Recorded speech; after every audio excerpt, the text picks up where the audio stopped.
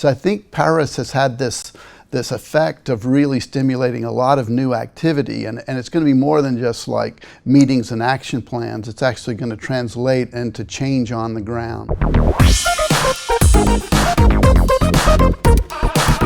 So Dirk, in Singapore, business leaders and government officials met to develop a framework for a climate act following the Paris Agreement in December. Is this pledge a reality? Well, I suspect it is, just because this same type of meeting is occurring in most capitals throughout Europe and North America, Asia, Latin America, because you had 175 countries sign the Paris Agreement in New York recently, and I think they're taking it very seriously. So I'd say it's real. Even though Singapore only contributes 0.11% of global emissions, the government is keen to adapt green procurement programs that only use sustainable and efficient products. What effects will this have on businesses? Well, the suppliers to the government of various products and services, I'm sure, will want to comply with those procurement specifications and hopefully use it as a competitive edge against competitors that are providing those services.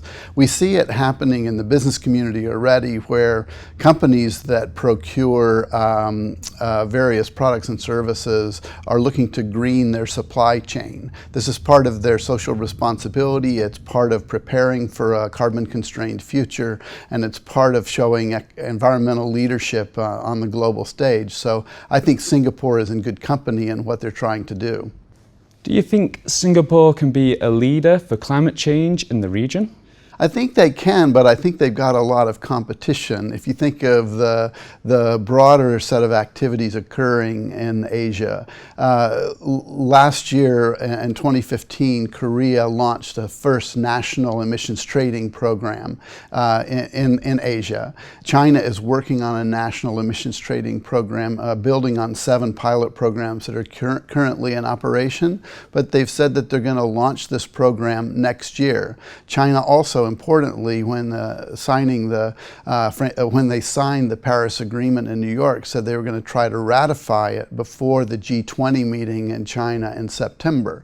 So you see a lot of countries acting. I'm going to Japan tomorrow because Japan is leading an effort in the G7 to step up action on carbon markets in a carbon market platform that the G7 countries are collaborating on.